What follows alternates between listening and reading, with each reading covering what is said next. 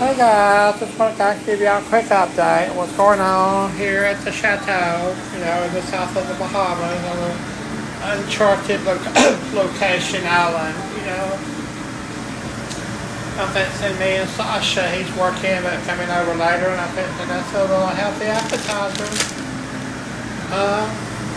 Super Bowl party like we really get in sports or anything, but we're going to pretend, okay?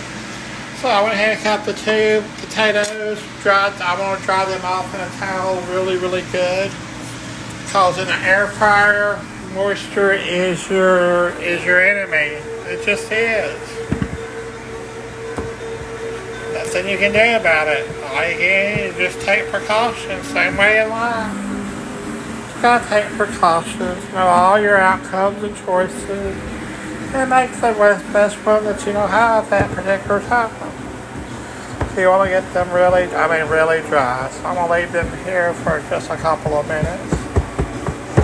And give them a good old heat, pat, crush them together like that, roll them around, Give them a good old massage. Get as much moisture as you can off of them. You reap the rewards later, trust me, you really do.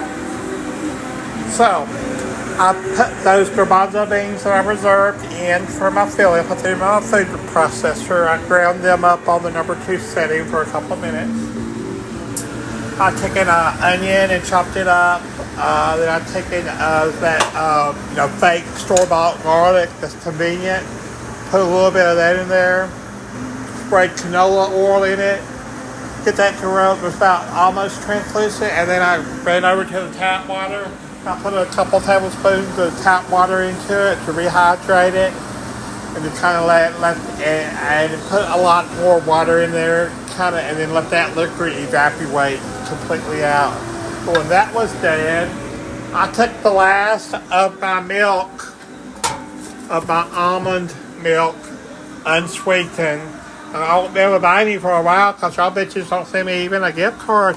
They serve this. They have this at Walmart and Aldi's. I can get several things from just a gift card to Aldi's. But y'all don't care. I'm tired of cracking about it. I will use my energy on better and exciting things that is yet to come. So I put the last of my almond milk, unsweetened almond milk, in here along with some cumin, a couple of shakes of cumin, a couple of shakes of ground turmeric, a couple of shakes of this brown masala that I hardly ever use. And then I thought it would be a wonderful time, something exciting new to try in that. And then I let all the milk drain out. So you basically have made essentially a healthy curry paste. And I'm taking that and I'm dumping that right into here. Just like that. I gotta put the phone down. You want to get all of that out. All that healthy flavor that has no salt or no sugar. It's just healthy flavor. That's all it is. Just healthy, common sense cooking. That's good for your soul. That takes preparation. And sometimes a lot of time, but you tell the difference. I tell you this, people, you tell the difference at the end. You really, really do. But anyway, everybody, take this over here because you got family still tied up in the basement because me and Sasha forgot where we lost the keys at. Let's really again and then no house today. I'm kind of pissed about that. He lives here for free now, At least show some initiative, The neighbors tell me somebody's trying to scream, outside, and I hear a thing, something. Just show a little initiative. That's all I ever. That's also going to be also my humane policy rights. Is people, please just show initiative. For one day in your life, show initiative and see what positive changes that affects you, that affects your family, and affects your community and the world. You will be amazed. That's just that one common sense thing. But you know what? I won't be elected. I won't. Never will. Because people don't listen to me. They never have. But anyway, so in my air fryer, I've got it on the roast function. But the rest of those garbanzo beans, at 350 right now for 10 minutes. That's the reason I kind of take it out. I'm going to give them a shaky. What I did is put a spray of canola oil in the bottom of this container that I purchased on Amazon as part of that wonderful package deal. And then I put in crushed fennel seeds. I'm starting to like these a lot. Some smoked paprika, some crushed red pepper flakes, and some white pepper. Absolutely zero salt. And I also did put a little a drizzle of maple syrup in this, and did put it just a little bit in here, and then stirred everything together and gave it another spray of canola oil. So put it on 350 roast for 10 minutes, shake it halfway through. I'm going to check them, see how I like them. If not, I'll raise it up to 400 for another 10 minutes and check them the way through, okay? Until they get crispy and brown. Okay, so that's it for now. Okay, I'm about getting ready to get the peppers prepared and stuff. Get my filling started for the sloppy joes. Get my buns cut for the sloppy joes. We'll get my potato wedges in. Start getting my cauliflower ready to go in to be fried, because that can be heated in the oven until I'm ready to put the sauce on it. Get my sauce made for that. So it's a work in progress, but you know what? It's going to be damn good in the end. That's what life's all about, is hard work and reaping the rewards, okay? If you all was wondering, like I was wondering, how my avocado bonbons or truffles turned out, they were like the best you could buy at a French patisserie shop. I'm kidding you not. I made two as testers. What I did was, last night before I went to bed, I leveled it out in here, and then I put a layer of that cheap ass Cheeto saran wrap that's hard to get off. No matter if you buy the name brand or the cheap kind, you can't ever get it off the roll to cut like they tell you to, and it shows on all their advertising and the slogans they use. I stuck it in the freezer, and then just now, and before I went to bed last night, I took out a spoon and rolled two. I wet my hands. I found out it's good to do that with. And I mixed up a little powdered sugar and a thing of cocoa in a bowl, and I made little scoops and mounds and rolled it in, and then rolled it in that powdered sugar and cocoa and put them in the freezer. I made two of them, put this on this plate.